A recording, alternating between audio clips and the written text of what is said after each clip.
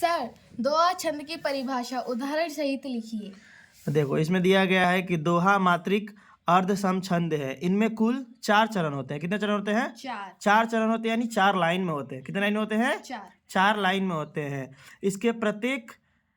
इसके पहले तीसरे चरण में 13 तथा दूसरे तथा चौथे चरण में 11 मात्राएं होती हैं। इसका मतलब कि जो भी कोई भी दोहा होगा तो उसके पहले लाइन में और तीसरे लाइन में 13 मात्राएं होंगी।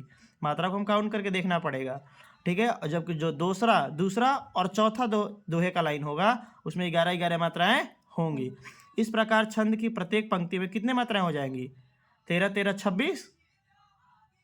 इसमें प्रत्येक कितनी हो गई? छंद 24 होती है, ठीक है।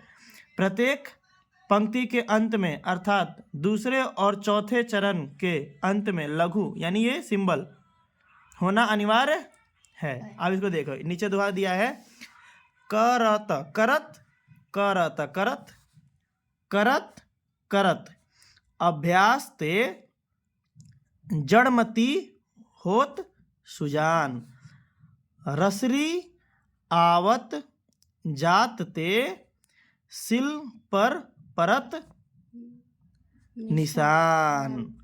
इसका मतलब ये है कि आप करत करत अभ्यास के आप एक ही चीज को बार बार अभ्यास करके आप किसी भी चीज को पॉसिबल कर सकते हो।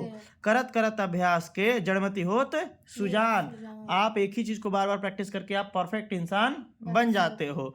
जिस तरह की रसरी आवत जात है, जिस तरह के हम कुआं में से पानी निकालने के लिए बार बार रस्सी आता है जाता है, रस्सी आता है जाता है, और जिस कुएं के किनारे पर से हम रस्सी रख के खींचते हैं वहाँ एक पत्थर होता है, सील का बना होता है, तो रस्सी सील पर निशान बना देता है। अपने आने जाने का रास्ता वहाँ पे एक रास्ता बना देता है, गड्ढा कर देता है वो रस्सी काट करके सील को। वही कह रहा है कि सील पर परत निशान। जब रस्सी पत्थर को काट सकता है तो आप भी बार बार प्रयास करके कुछ भी पॉसिबल कर सकते हैं। ये दोहा का मतलब हुआ।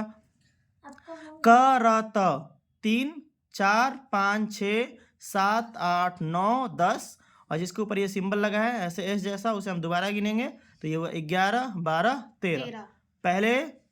पहले चरण में कितने हो गए? 13 मात्राएं हो गए। इस तरह से हम इसे गिनेंगे तो 11 मात्राएं, फिर से इसमें 13 मात्राएं और इसमें फिर से 11 मात्राएं होंगी। हम इसे भी लास्ट वाला गिनते हैं 1 2 3 4 5 6 7 8 9 10 और जिसके ऊपर एस जैसा लिखा है उसे फिर से गिनेंगे हम 11। तो इसमें 11 मात्राएं होंगी। समझ में आ गया? Yes sir. जी सर, समझ में आ गया। Thank you so much.